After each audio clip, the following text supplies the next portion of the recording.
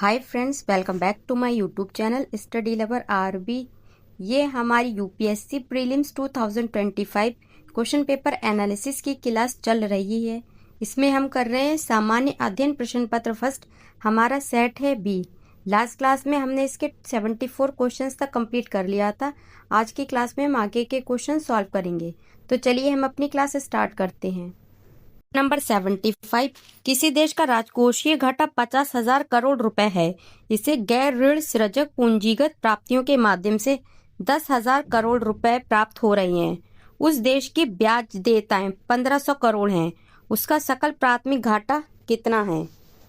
तो जो राजकोषीय घाटा है वो हमारा कितना दे रखा है? 50,000 दे रखा है। तो प्राथमिक घाटा है तो वो होता है राजकोषीय घाटा माइनस ब्याज भुगतान। तो ये हो जाता है हमारा 50,000 करोड़ माइनस 1,500।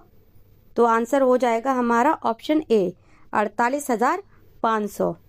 ये जो दे रखा है 10,000 करोड़ रुपए, ये गैर ऋण पूंजी प्राप्तियां हैं। ये राजकोषीय घाटे पर पहुंचते समय पहले से ही ध्यान में रखी जाती हैं। प्राथमिक घाटे की गणना में उन्हें फिर से घटाया नहीं जाता है। इसका आंसर हो गया option A 48,500 crore. Question number 76 है, भारत के 15वें वित्त आयोग की सिफारिशों के संदर्भ में निम्नलिखित में से कौन कौन से कथन सही हैं? तो फर्स्ट इसमें दे रखा है, इसने राज्यों द्वारा शिक्षा परिणामों में उन्नयन लाने हेतु प्रोत्साहन राशि प्रदान करने के लिए वर्ष 2022-23 से वर्ष 2025-26 तक 4,800 करोड़ के अनुदान की अनुशंसा की है। तो ये करेक्ट है।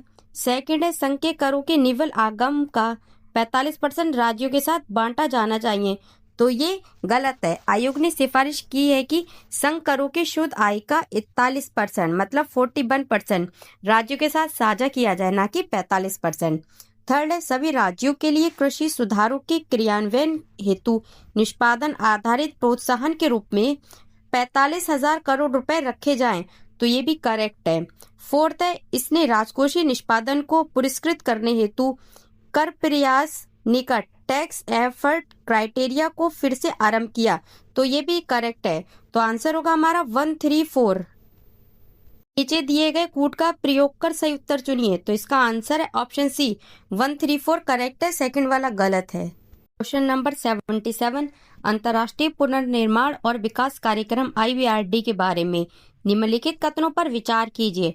फर्स्ट है, ये मध्यम आय वाले देशों को ऋण और गारंटी प्रदान करता है। तो ये करेक्ट है। सेकंड, यह गरीबी कम करने में विकासशील देशों की सहायता के लिए अकेले ही कार्य करता है। तो ये सेकंड वाला ऑप्शन गलत है। IBRD गरीबी कम करने में एक प्रमुख भूमिका निभाता है, पर ये अकेले काम नहीं करता है।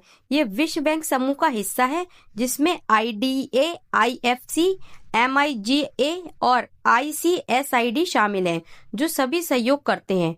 वाक्यांश जो अकेले कथन है, इसको तथ्यात्मक रूप से गलत बनाता है। तो सेकंड वाला गलत हो गया। थर्ड दे रखा है, इसकी स्थापना द्वितीय विश्व युद्ध के उपरांत यूरोप के पुनर्निर्माण में सहायता हेतु की गई थी। तो ये थर्ड वाला भी हमारा करेक्ट है।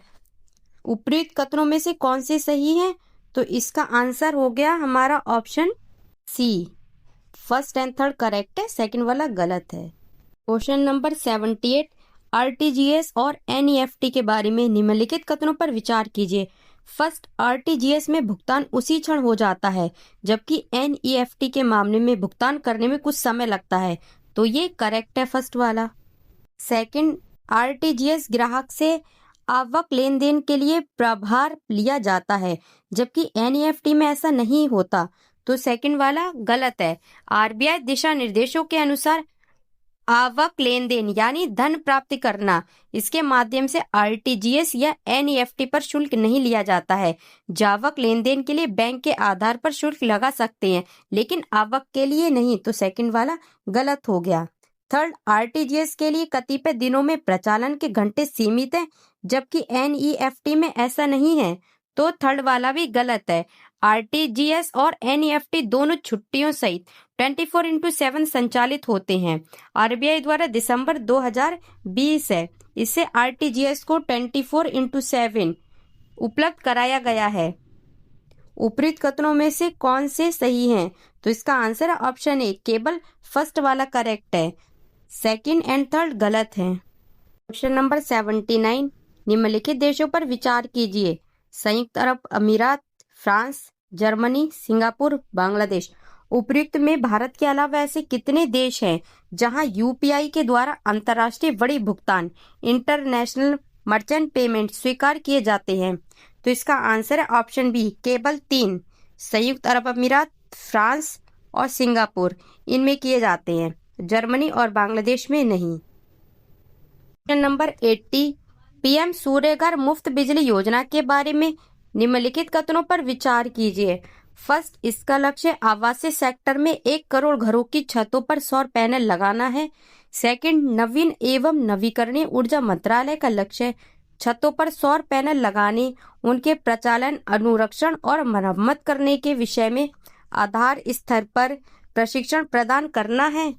थर्ड, इसका लक्ष्य क्षमता निर्माण के स्कीम घटक के अंतर्गत नए कौशल सिखाकर और कौशल का उन्नयन कर 3 लाख से अधिक कुशल जनशक्ति सृजित करना है। उपयुक्त कथनों में से कौन से सही है? तो इसका आंसर है फर्स्ट, सेकंड, थर्ड तीनों सही है, ऑप्शन सी। ऑप्शन डी है इसका आंसर, फर्स्ट, सेकंड, थर्ड तीनों सही हैं। क्वेश्चन नंबर 81, भारतीय राज्य व्यवस्था के संदर्भ में निम्नलिखित कथनों पर विचार कीजिए। फर्स्ट है, अध्यादेश किसी केंद्रीय अधिनियम को संशोधित कर सकता है, तो ये करेक्ट है। सेकंड, अध्यादेश किसी मूल अधिकार को न्यून कर सकता है, तो ये गलत है। एक अध्यादेश संविधान के तहत गारंटीकृत मौलिक अधिकार को कम या समाप्त नहीं कर सकता है।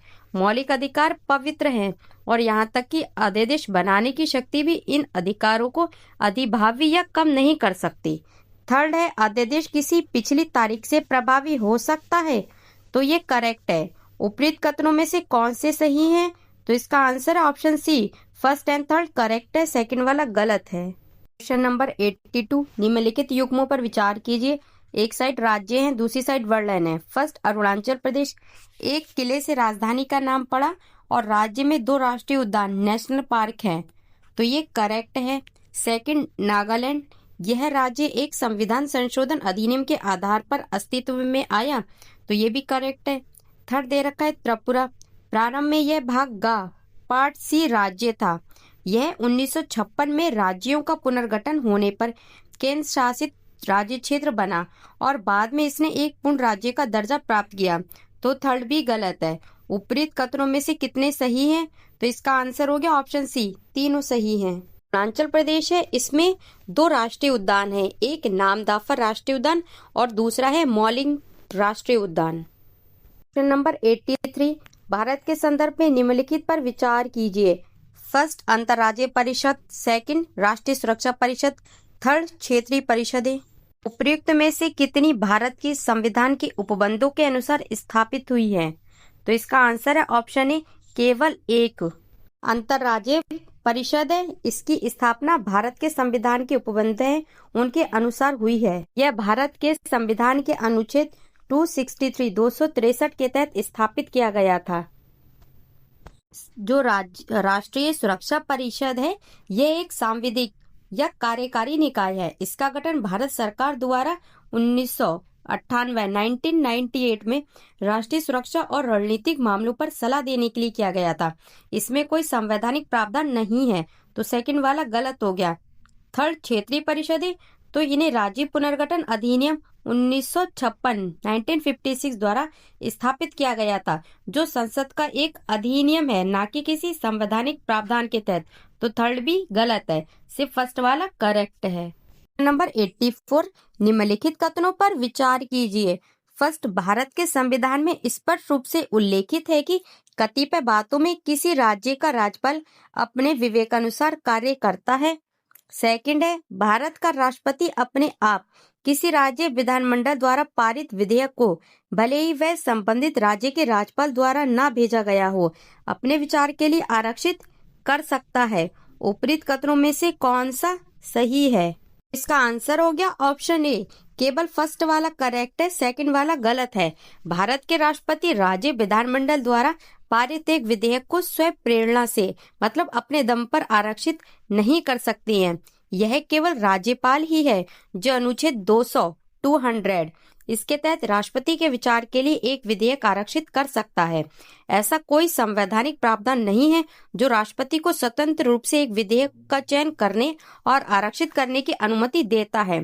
तो इस तरह से सेकंड वाला गलत है। क्वेश्चन नंबर 85, निम्नलिखित युग्मों पर विचार कीजिए। एक साइड भारत के संविधान में उपबंध है, दूसरी साइड किसके अधीन कथित है? फर्स्ट, राज्य की लोक सेवा में न्यायिक पालिका का कार्यपालिका से पृथक्करण, ये राज्य की नीति निदेशक तत्व में है, तो ये करेक्ट है। सेकंड, हमारी सामाजिक संस्कृति की समृद्ध विरासत का महत्व समझना और उसका परिरक्षण करना, ये मूल कर्तव्य में है, तो ये भी करेक्ट है। थर्ड दे रखा है, कारखानों में 14 वर्ष से कम आयु के बच्चों के नियोजन का निषेध, ये मूल अधिकार है, तो ये भी करेक्ट है। उपर्युक्त कथनों में से कितने सही हैं? तो इसका आंसर ऑप्शन सी, सभी 3। नंबर 86, निम्नलिखित कथनों पर विचार कीजिए। भारत के संविधान के संदर्भ में यदि 5वीं अनुसूची के अधीन किसी राज्य में कोई क्षेत्र अनुसूचित क्षेत्र घोषित कर दिया जाता है तो ऐसे क्षेत्र में राज्य सरकार अपनी कार्यपालिका शक्ति खो देती है और स्थानीय निकाय पूर्ण प्रशासन ग्रहण कर लेता है। तो फर्स्ट वाला गलत है, क्योंकि राज्य जनजाति कल्याण के लिए विशेष प्रावधानों का पालन करते हुए इन क्षेत्रों पर शासन करना जारी रखता है। इसी क्षेत्र है उसको 5वीं अनुसूची के तहत अनुसूचित क्षेत्र घोषित करने से जो राज्य सरकार है इसकी कार्यकारी शक्तियां समाप्त नहीं होती हैं। स्थानीय निकाय प्रशासन में सहायता करते हैं लेकिन पूर्ण नियंत्रण नहीं लेते। सेकंड वाला है, संघ की सरकार कतिपय परिस्थितियों में राज्यपाल की सिफारिश पर ऐसे क्षेत्रों के पूर्ण प्रशासन को अपने हाथ में ले सकती है। तो सेकंड वाला हमारा करेक्ट है। उपर्युक्त कथनों में से कौन सा सही है? तो इसका आंसर हो गया ऑप्शन बी, केवल सेकंड वाला करेक्ट है। केंद्र सरकार है, ये कुछ परिस्थिति हैं उनमें अनुसूचित क्षेत्र का प्रशासन अपने हाथों में ले सकती है, लेकिन केवल राज्यपाल की सिफारिश पर। क्वेश्चन नंबर 87, भारत के संदर्भ में निम्नलिखित युग्मों पर विचार कीजिए। फर्स्ट है राष्ट्रीय ऑटोमोटिव बोर्ड, वाणिज्य और उद्योग मंत्रालय, तो ये गलत है, ये भारी उद्योग मंत्रालय के अंतर्गत आता है। सेकंड है कॉयर बोर्ड, इसका दे रखा है भारी उद्योग मंत्रालय, तो सेकंड भी गलत है, ये सूक्ष्म लघु और मध्यम उद्यम मंत्रालय मतलब MSME इसके अंतर्गत आता है। थर्ड दे रखा है राष्ट्रीय व्यापार सूचना केंद्र, लघु सूक्ष्म और मध्यम उद्यम मंत्रालय, तो ये थर्ड वाला भी गलत है, ये वाणिज्य और उद्योग मंत्रालय और भारत व्यापार संगठन है ITPO, इसकी एक संयुक्त पहल है। तो इसका आंसर हो गया ऑप्शन डी, कोई नहीं। क्वेश्चन नंबर 88, भारत के संविधान के अधीन निम्नलिखित विषयों पर विचार कीजिए। फर्स्ट, 7वीं अनुसूची में सूची 1 संघ सूची। सेकंड, किसी राज्य की कार्यपालिका शक्ति का विस्तार। थर्ड, राज्यपाल के पद के लिए शर्तें। प्रयुक्त में से किसके संबंध में संविधान संशोधन के लिए भारत के राष्ट्रपति की अनुमति के लिए विधेयक प्रस्तुत किए जाने से पूर्व कम से कम आधे राज्यों के विधानमंडलों द्वारा अनुसमर्थन अपेक्षित है? तो इसका आंसर है option A, first and second. सूची मतलब 7वीं अनुसूची जो है, 7वीं अनुसूची संघ और राज्यों के बीच विधायी शक्तियों का वितरण करती है। संघ सूची में किसी भी संशोधन से केंद्र राज्य संबंधों में बदलाव आता है, इसलिए राज्य द्वारा अनुसमर्थन आवश्यक है। तो फर्स्ट वाला सही हो गया, करेक्ट हो गया फर्स्ट वाला हमारा। राज्य की कार्यकारी शक्ति का विस्तार अनुच्छेद 162 है, इसके अंतर्गत आता है। यह राज्य की कार्यकारी शक्ति के दायरे को परिभाषित करता है। किसी भी परिवर्तन से राज्य की स्वायत्तता प्रभावित होती है और इसलिए इसके लिए भी राज्य की स्वीकृति आवश्यक है। तो सेकंड भी करेक्ट है, थर्ड वाला गलत है, के लिए राज्य की स्वीकृति आवश्यक नहीं है। फ्रेंड्स, आज की क्लास हमारी यहीं पे समाप्त होती है। आगे के क्वेश्चन सब नेक्स्ट क्लास में करेंगे। तब तक के लिए थैंक यू, जय हिंद।